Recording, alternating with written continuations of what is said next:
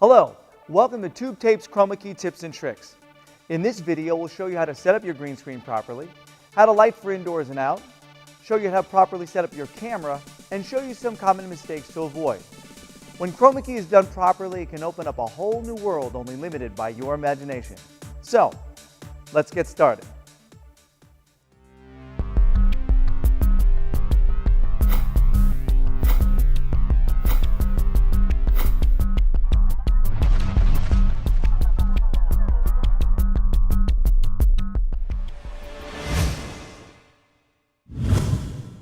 To chroma key is to composite two separate images into one. In photo or video production, a green or blue screen is used behind a subject so that the green or blue color can be keyed out or made transparent, and another background can replace it. Chroma key screens are usually green or blue because those colors are furthest away from human skin tone, which means you'll get a cleaner key. Green has become a more popular color over the years because sensors in digital cameras work slightly better with green than blue.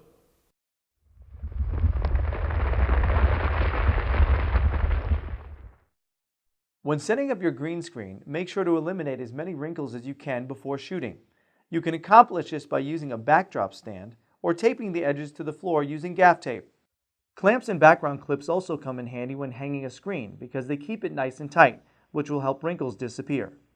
When storing your green screen, it is best to roll it up to keep the wrinkles out.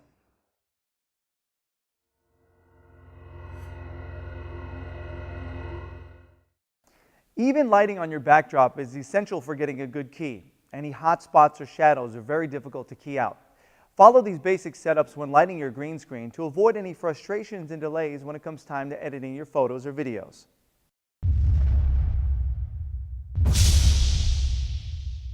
Using 3 lights, position your subject directly in front of the camera. Use one light at about a 45-degree angle from the camera on one side of your subject. This will be your key light. Place the second light at closer to a 90-degree angle from the camera on the other side of your subject. This will act as a fill light, and some of this light will spill onto the background to eliminate the shadow created by your subject. Place your final light on the same side as the key light, but have it primarily shine onto your green screen, eliminating the remaining shadows and creating an even light on your chroma key screen.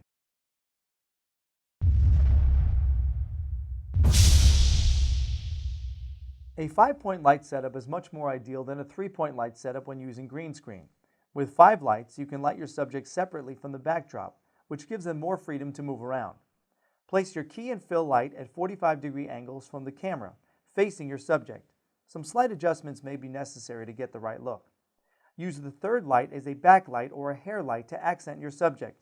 Then use the remaining 2 lights on either side of your green screen to light it evenly and eliminate any shadows caused by your subject.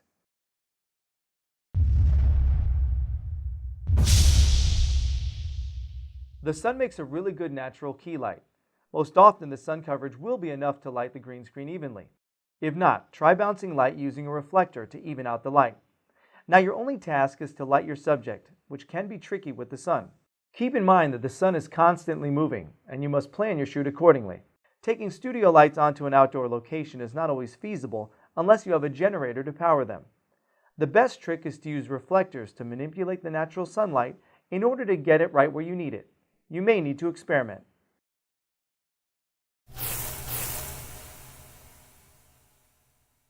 Another component to getting the best possible chroma key is to make sure your camera is set up correctly. First off, make sure you correctly set the white balance on your camera. Also try to use the lowest ISO setting possible. Higher ISO settings produce more noise in your image, which makes keying more difficult. Finally, try opening up the aperture on your camera as wide as possible. The wider the aperture, the more depth of field you get. This will blur out the background, making your green or blue screen easier to key out.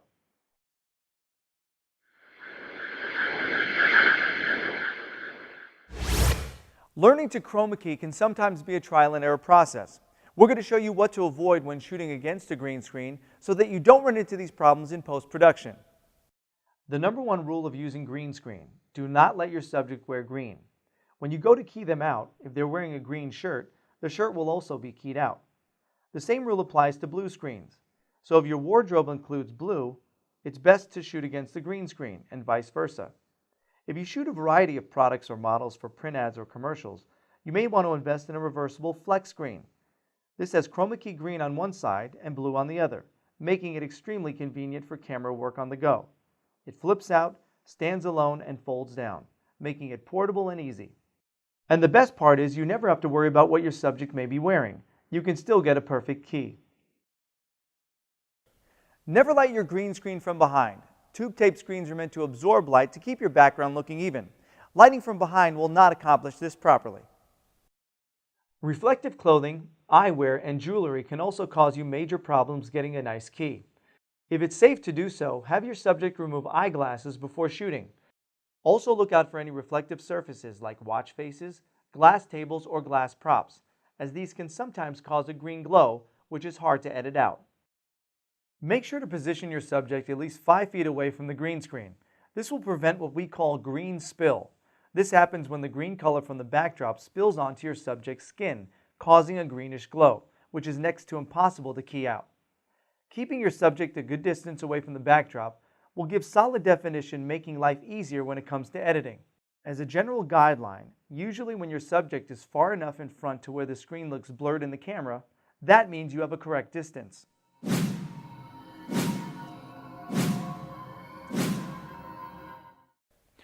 Using high-quality green screen products is essential for getting a good key as well. And at tubetape.com, we have everything you need to get you started creating amazing projects. All tubetape.com screens are made of 100% muslin cotton, which is necessary to absorb light. This material is also non-reflective, which will help reduce green spill. These screens are lightweight enough to tack onto almost any surface, and also come with a built-in rod pocket so you can hang it from virtually any support stand. The best part about using muslin screens is that they are machine washable and fade resistant, so you can use them over and over without worrying about them getting dirty or looking used. A portable chroma key option is the flexible screens. These screens have chroma key green on one side and blue on the other, making them a perfect fit for any shooting situation. They have a sturdy wire frame which keeps the material wrinkle-free, eliminating the need for any clamps or tape. They also have built-in loops, making it possible to attach to a support stand. Finally, the flex screens fold down into a circle shape and fit snugly into its own carrying case, so you can take it virtually anywhere. If you have a permanent studio space, specially formulated chroma key paint is a cost-effective green screen option. 1 gallon of tube tape paint covers up to 350 square feet. It is latex-based and has a matte finish, which absorbs light and won't reflect onto your subjects. This paint can be applied using rollers or a sprayer and is fast drying. 1 coat is generally all it takes to provide an even chroma key backdrop.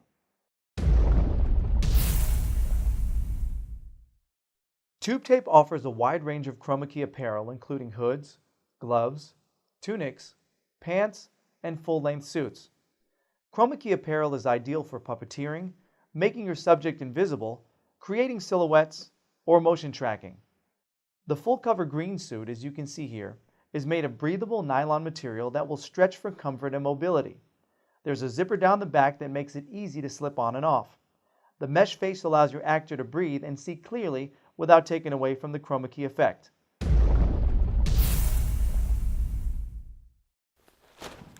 A light reflector is a great tool to have on hand when shooting chroma key, especially if you don't have a lot of lights to work with. You can use a reflector to give you a nice fill light on your subject when perhaps a majority of your lights are being used to light your backdrop. Featured here is the 5-in-1 reflector. The white side works nice to bounce light onto your subject in a studio setting. Use the gold side to add some warm light, or the silver side to really make the eyes pop. The black side comes in handy when you're shooting outdoors, as it will absorb some of the harsh sunlight. The diffusion panel also helps when you want to use the sun as a key light, but perhaps it is just too strong on the face. There are many software titles for doing chroma key effects available from Adobe, FX Home, Apple, and Sony, ranging in price from $50 up to $1,000. For video, Adobe After Effects is the industry standard for special effects. It has a steep learning curve but can produce mind-blowing results. Both editions of FX Home's hit film software can do some of the things After Effects does. The Ultimate Edition has many features you will not find in the standard version, such as 3D compositing and advanced masking tools. Adobe Photoshop is the standard for image editing, but it does not have any built-in keying software. There are some great plugins for keying, such as Digital Anarchy Primat Chroma Key. There are also standalone programs like PhotoKey, which allows you to export the image into your favorite editing software. With PhotoKey Pro, you get more options like batch processing, shadow generation, and advanced color tools. Remember, you can download demo versions to see what works best for you. Thanks for watching our introduction to Chroma Key. All the products featured in this video are available for sale at tubetape.com. For more tutorials and instructional videos, visit our YouTube channel. And remember, with green screen, anything's possible.